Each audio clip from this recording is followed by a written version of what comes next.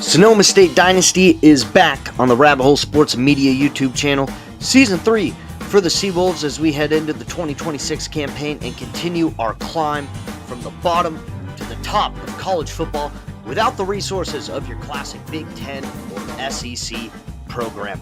Entering a new year, a clean slate, and also a bit of a clean slate in the personnel department. A lot of clean faces, especially on offense, primarily due to graduation, but also some transfers from some key players, including our quarterback from the past 2 seasons, Terron Barnes. He moves on to North Carolina, and receiver Cjay Peeks led us in yards, led us in catches. He transfers to Florida State. In the game, they don't fully embody the impact of the transfer portal, but again, since it still would impact every team the same, there's not really too much of a need to recalibrate, but I just really want to emphasize the fact that in modern college football, one of the challenges a mid to lower tier team is going to face is the fact that your better players can leave after any given season. So if you find a guy that no one else recruited, you don't have that guarantee of having him on your team for 4 seasons. He can leave pretty much as soon as he gets good whenever he wants. Of course, as you build up pedigree, hopefully you'll be able to keep guys. That's something you'll probably have to be good at in order to compete for national championships at this level. So as we go on, probably going to do it less, but wanted to drive that point home as we are still in the beginning stages, technically, in the dynasty. But looking at our team going into this season, the biggest question is who is going to play at quarterback at the end of this little section on our team for this season. I will reveal that. Our biggest growth is on the O-line, and that was a big priority heading into the start of things here in the Sonoma State Dynasty. 3 of our best 4 players on the team are on the offensive line. We also have a lot of high-quality young talent as well this season. 3 of our best 4 players are just sophomores, so again, a lot of young talent, and it's the best overalls we have had on the team so far. Best receiving core we've had so far. Ty Hardy moves into the slot back role, replacing Spencer Strickland. He brings a little more speed and athleticism to the role. Maverick Bentley takes over at tight end for Scott McLawler, 2-time all-conference selection the past 2 seasons, All-American, first team last year. New playbook as well, without the athleticism of Barnes and no one to replace him in true athleticism. Doing some slightly different things under the same school of offense we have been operating under, the Coryell spread.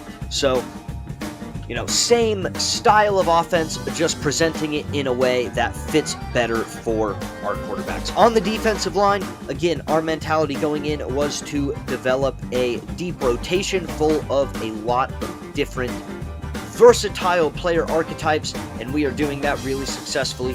We're getting better at the linebacker position, a little more of a lean towards pass coverage this season instead of run stopping.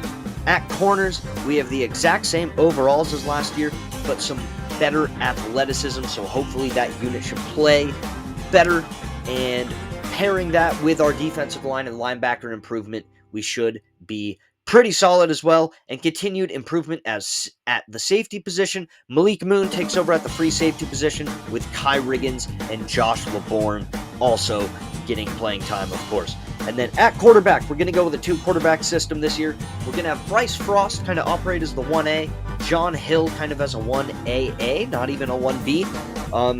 Going to try to get it as 50-50 as possible, create a realistic flow as much as we can, and see how that would work, because Frost has a really strong arm, Hill has a little more mobility. I think combining that skill sets will maximize our offense the most. It's just a question on if we can create truly a good rhythm with those guys. Looking around the rest of the country heading into the season, top 10, Oregon, number 1 in the country. We'll see them for our 2nd game of the season. Alabama 2, Ohio State 3, Georgia 4, Clemson 5, Texas A&M 6, Oklahoma 7, NC State 8, Boston College 9, and Penn State at 10. In the Super 2, 7 teams from the Big Ten in the top 25, 8 teams from the SEC. In the Power 4, the ACC has 5 teams ranked, including James Madison, who is promoted from Conference USA. The American has 2 teams, the Big 12 has 1 team, and the Pac-12, our conference, has 2 teams, including North Texas, who is promoted from the Mountain West this season. In week 0, we got the team we will be playing in week 1, the Louisiana Ragin Cajuns, going to Skagway, New Jersey to take on number 20 Rutgers. Number 4, Georgia takes on Oklahoma State in Stillwater. And number 22, Miami takes on the Fighting Irish of Notre Dame. We know the results to those right away. Rutgers prevails over the Ragin Cajuns 27-21. Georgia over Oklahoma State 30-22. Notre Dame just beating out Miami 42-41 in South Bend. In week 1, Oklahoma State once again in the forefront. They go to Tulsa for a rivalry game. Number 18, UC Santa Barbara, our rival, they will go to number 11, USC, a team we played a season ago. Number 2, Alabama will play number 16, West Virginia. And number 25, Florida, who has not had much luck in these spotlight games, they will go on the road to take on number 8, NC State. In the recruiting department, we are already locked out by the 5-star we were going after, safety Bronell Griffin out of Locust Grove, Georgia. We replace him on the board with Gregory Fallon, a 3-star from Mission Viejo, California. We are also locked out by 3-star defensive tackle Braden Kramer out of Brunswick, Ohio. We replace him on the board with Brett Dreisbach, a 2-star also out of Mission Viejo, California. In week 1, we're taking on the Ragin Cajuns, who we've already talked about a little bit, with them losing to Rutgers in week 0. They run a pistol offense and a base 3-4 defense. They are a default Sunbelt team playing up in the Big 12. Their key players, quarterback Zion Chris, he's an 80 overall, but he is mobile, he can throw on the run, and he's got the arm strength and accuracy to make throws at every level. Wide receiver Harvey Broussard, he's an 85 overall, he's got very good speed and is a very complete route runner. Tight end Terrence Carter, he's a 90, he's got good to very good speed for a tight end. Elite underneath to mid-range route running ability for a tight end. Going to be a pretty solid vertical threat for the position. Left tackle Bryant Williams, he's an 84 overall, very strong, very good pass blocker. And then their corners, Lorenzo DuBois, 82 overall, and Jeremiah Moses, also an 82 overall. Very good man coverage corners. And also, if I didn't touch on this when I started doing the full games last season, because I'm commentating the full games, I'm not doing a separate commentary for the highlights for these parts of the videos. I'm just taking the highlights from the full games. So if it seems like the commentary is sporadic, that's because I'm not doing a separate commentary. I'm just chopping it up from the full game. But without further ado, let's get to the highlights from week 1.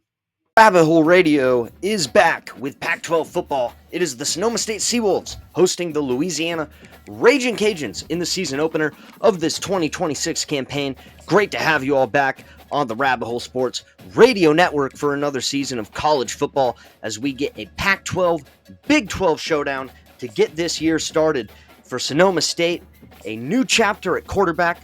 Terron Barnes moving on to North Carolina in the offseason. It'll be redshirt sophomore Bryce Frost splitting time with redshirt freshman John Hill, going for a 2-quarterback system. Head coach Calvin Zeljak looking for a good balance of the two and looking to find rhythm with both, not looking to jump ship quickly. And it is going to be that unit, the offense, getting set to take the field first. Trayun Bell on the return for Sonoma State. He is going to run it back to around the 20-yard line, just shy at the 19, and it'll be this SSU offensive unit taking the field first. There is Frost. He will get the first crack at it, but like away. Looking for Clancy. He comes back and makes a catch. He's got room down the sideline, and he is out of bounds inside the 30-yard line. On the end around, this is Mila Westerman, the freshman out of Hawaii. He cuts. He's going to get a first down, chased down by number 96 as we get going here in the season. On the ground, Nolan Knight.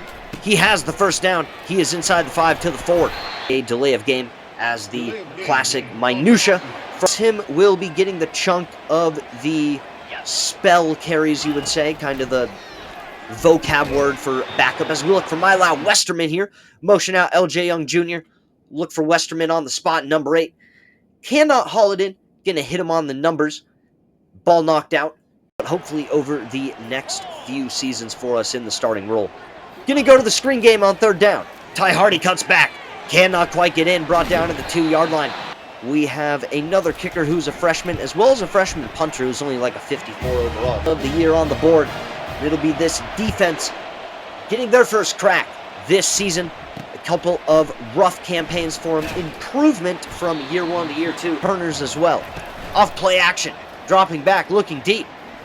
Jaden Bowie up and on it. That's an interception. On the run back. Being chased. And he is brought down from behind. That is the tight end, number 0, Terrence Carter, running him down. Zion Chris, number 1, throwing the interception. And the first play of the season on defense, perhaps a good omen for things to come. The Seawolves back on offense right away. Likely only to finish a few. Pressure right away. He'll hit. It's loose. That is recovered. And it is getting run back. No one in sight. Suachu, the only one looking on. And it is going to be a Ragin Cajun touchdown. The first one in this game here today. And just like that, a quick strike back. Rocking the baby, Louisiana. You see the quick pressure here. The freshman, Ryan Roche, does not pick up that first guy. Goes for the linebacker instead. Nickel defense counter from the Ragin Cajuns. Play action from Frost. He's looking for Matt Clancy. Not quite on the same page. And the receivers on the right. Frost gets it out to Nolan Knight out of the backfield, but he is going to be wrapped up. Chris from the shotgun, empty backfield. He's looking deep. Double coverage. Broken up to Marvin Holland and Malik Moon on it. Defense department. 2nd and 10 here. This time Chris is going to find a man as Valentine, much a defensive scheme as a formation. And Valentine, who got carved in coverage on the last play, back and tight end on the left. Chris from the pocket, moving around. Pressure getting there. Underwood cleans it up at 81 overall. So the investment should be good, and we get it to him on the screen here, and he is going to get a Sonoma State first down. I don't know if he's generated by the game or not, but we did get him in the transfer portal. Pressure quick overall, but an absolute tank. Quick out, Ty Hardy, first down. That is line set. Snap away. Looking for Clancy on the corner. It's going to be broken up. And Sonoma State shifting and showing pressure. Perry gets to the outside. That is Malik Moon with a potentially touchdown. 3rd drive of the game. Nothing going on the first 2. Perry gets it on the ground again, and Moon once again, potential last man. Chris from the pocket looks out to the left, just enough for the first down. Number 3, Harvey Broussard, their highest rated receiver, number 85. But Chris is going to go to the right side, and that is number. Perry to the left. Touchdown, Ragin Cajuns. The offense finding pay dirt for the first time this season, and it is a 2-score lead for Louisiana. Nolan Knight on the ground on 3rd down, and he is going to get just enough for a first down. Field going to bring out a classic RPO slide. Quick to Ty Hardy. Navigates the sideline. First down, Noma into Ragin Cajun territory. With the shift, have Hardy in at the fullback position. Get a motion. You'll see on the replay here to either have a chance to get the ball again before the half, or potentially somehow make this the last drive of the first half. But a nice chunk run by Nolan Knight is going to make it more action. Quick pressure in the backfield, and that is a sack. Action here from myself. Hill with the snap away. Knight's going to try to make something out of it. Our fan base here, sort of, you know, an assistant coaching staff, so to speak, help me make decisions with the team to keep things interesting and entertaining. Do that, I think. Anyway, I don't want to get lost. Underneath is Chris. This time it's number 3. Like a way to program in like better clock management. I don't know what to say. Malik Moon all over it. That's a pick.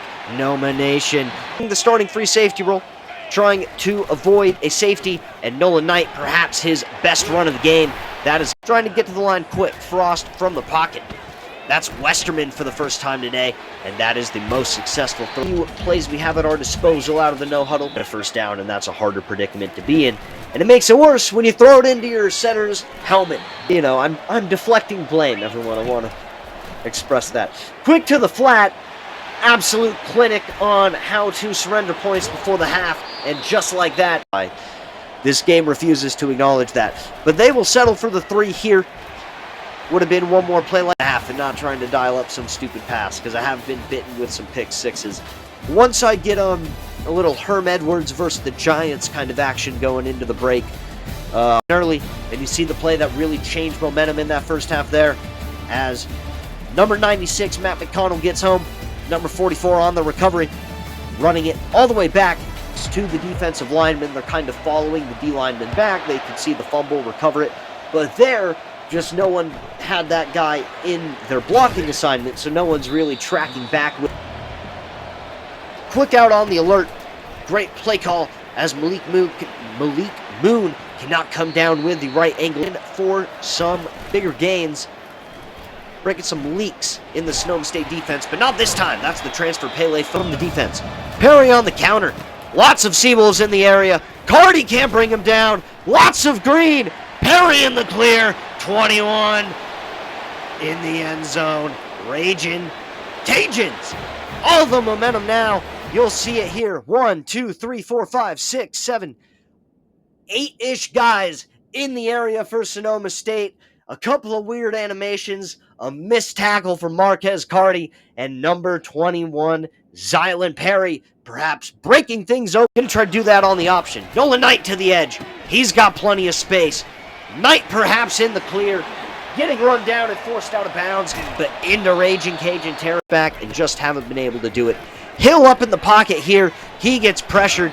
The indication he is probably blitzing. We're getting a pressure off the left. So we're going to pick on a one-on-one on the right. Get 12 yards hit on the ground. He gets enough inside the 20. Nomination. Moving on, Hill in at quarterback. Bunch to the right. He's going to step up. He's got plenty of room. John Hill in the end zone. Noma Nation. Touchdown. First time in this 2026 campaign. It is the redshirt freshman from Encinitas, California. The fake former La Costa Canyon Maverick finds the end zone. The first Seawolf to do so on this campaign. Lincoln with the extra point. Life in the crowd, and you'd probably say so. 3rd and 4 here. Looking to earn his salt, Jeff Morris, and that is the true freshman, Steven Brents. Hardy's going to move. Out quick to him. Plenty of space on the perimeter. Ty Hardy tries to make a move. Unsuccessful, but that's on the left. Going to leave Ty Hardy here to help pick up the blitz. Does so successfully. Bentley, perfect.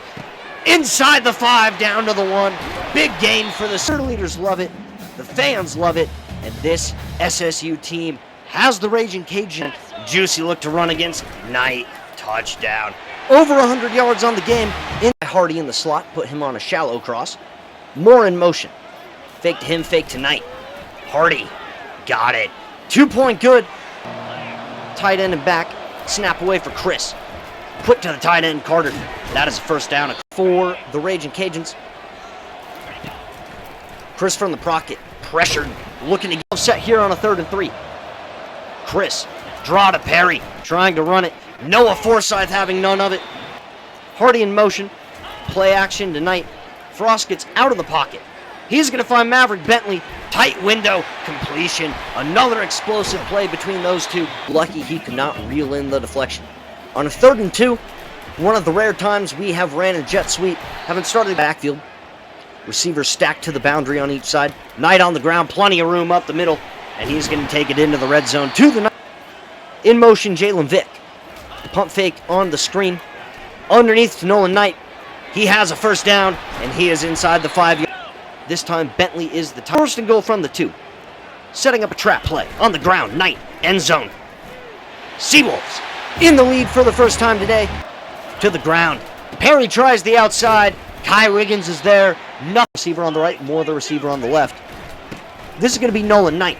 Plenty of room. Nolan Knight across the 35 makes a man miss. Looking to direct traffic. Pressure quick. Gets it out quick to his hot. That's Maverick Bentley. He's had a few big catches on the first drive. But of course, a scramble from John Hill was the first touchdown. But it's going to be straight power football up the middle. Get Clancy, Hardy, and more. Hill, quick out. Matt Clancy. Plenty of room. Matt Clancy. Touchdown. The transfer with an exclamation point for Sonoma State. That's a 2-score lead from out of the cellar to a 2-possession lead. The Seawolves, the feisty faithful, all over the Ragin Cajuns in this second half. Matt Clancy out them to have to get in the end zone twice. But for some reason, they run this option like a QB sneak. Absolutely ridiculous for the Ragin Cajuns. Man in motion. Play action for Chris. Looks to get it outside. A couple of guys there to break pistol formation. Running back behind Chris in the backfield. This is Perry. Cannot get it. Very close play. From a hitch to an out. Great changeup. Westerman on the sideline. Snap away to the corner. Westerman. Touchdown. Noma Nation. The faithful. What a comeback. What a turnaround. 2 tight ends, running back, 2 receivers. Chris goes over the middle to Carter. That's going to be a first down. Right one to the left. Chris from the pocket. Getting to work in the middle of the field at the necessary tempo to do so. Quick out again. Jaden Bowie couldn't find the snap. Quick away again. Just over the head of the transfer Pele Foyao. And it is getting set. In the area, that's Mark. Perry looking gassed. Chris from the pocket. Out to the side. Hung on to. That is a touchdown. A needed one for the Ragin Cajuns. Their hopes alive. Josh LeBourne up to get it. Special teams savant. Option look. Knight gets it to the edge. Makes a man miss. And on 2nd and 18, Nolan Knight. Nolan Knight on the ground. Plenty of room. That's a first down. And that takes him a 1A, but it's like a 1A, 1AA kind of.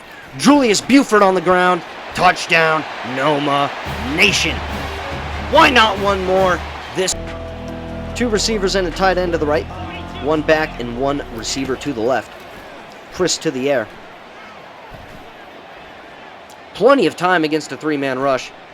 Finally finds a man over the middle. That's Terron here today. Or game 2 for the Ragin Cajuns. Game 1 for the Seawolves. Snap away from the 26. Tight window. Then review more high leverage calls when they know the call is going to be right anyway. But Josh LeBourne's going to ice this one. He gets the interception. Makes a man miss. And that is a cap on it. A team like Oregon going to have to be able to stay competitive throughout the game more likely. But final kneel down there from Bryce Frost. Clock is going to run out. And SSU is going to put one in the positive side to start this season. See the guys celebrating. Send the faithful home on a high note. Nolan Knight, 198 on the ground in 25 attempts, 2 touchdowns. Added 35 through the air on 4 catches. 233 total yards. Do we have a Heisman dark horse in our midst here with Nolan Knight?